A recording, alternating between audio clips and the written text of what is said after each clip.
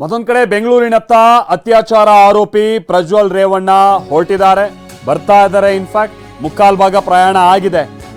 ಇನ್ನು 3.5 ಗಂಟೆಯಲ್ಲಿ ಪ್ರಜ್ವಲ್ ಲ್ಯಾಂಡಿಂಗ್ ಆಗೋರಿದ್ದಾರೆ. ಮಧ್ಯರಾತ್ರಿ 12 ಗಂಟೆ 37 ನಿಮಿಷಕ್ಕೆ ಲುಫ್ತಾನ್ಸಾ ವಿಮಾನ ಲ್ಯಾಂಡ್ ಆಗುತ್ತೆ.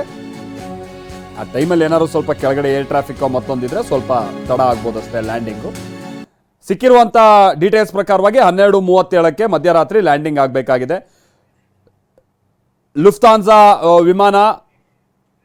ವಿಮಾನದ 8G ಸೀಟ್ನಲ್ಲಿ ಸದ್ಯ ಪ್ರಜ್ವಲ್ ಕುಳಿತಿದ್ದಾರೆ ಅನ್ನುವಂಥದ್ದು ಗೊತ್ತಾಗ್ತಾ ಇದೆ. ಅದರ ಲೈವ್ ಲೊಕೇಶನ್ ಅನ್ನು ನಾವು ಟ್ರೇಸ್ ಔಟ್ ಮಾಡಿದಂಥ ಸಂದರ್ಭದಲ್ಲಿ ಈಗ ಆಲ್ರೆಡಿ 4190 ಕಿಲೋಮೀಟರ್ ಕ್ರಮಿಸಿದೆ ವಿಮಾನ. ಬೆಂಗಳೂರು ತಲುಪೋದಕ್ಕೆ ಹೆಚ್ಚು ಕಡಿಮೆ 3000 ಕಿಲೋಮೀಟರ್ ಬಾಕಿ ಇದೆ. ಸದ್ಯ ಕತಾರ್ ವಾಯು ಪ್ರದೇಶದಲ್ಲಿ ಈಗ ವಿಮಾನ ಹಾರಾಡ್ಕೊಂಡು ಬರ್ತಾ ಇದೆ. ಮ್ಯೂನಿಕ್ನಿಂದ ಬೆಂಗಳೂರಿಗೆ 7289 ಕಿಲೋಮೀಟರ್ ಆಗುತ್ತೆ. ಎಷ್ಟು? 7289.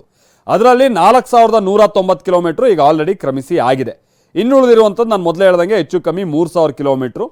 ಅದು ಈಗ ಸದ್ಯ ಕತಾರ್ ವಾಯು ಪ್ರದೇಶದ ವ್ಯಾಪ್ತಿಯಲ್ಲಿ ಈಗ ವಿಮಾನ ಹಾರಾಡಿಕೊಂಡು ಬೆಂಗಳೂರು ಕಡೆಗೆ ಬರ್ತಾ ಇದೆ. 12:37 ಸಂದರ್ಭದಲ್ಲಿ ಲ್ಯಾಂಡಿಂಗ್ ಆಗುತ್ತೆ. ಲುಫ್ತಾನ್ಸಾ ವಿಮಾನದ 8G ಸೀಟ್ನಲ್ಲಿ ಪ್ರಜ್ವಲ್ ಕುಳಿತುಕೊಂಡಿದ್ದಾರೆ.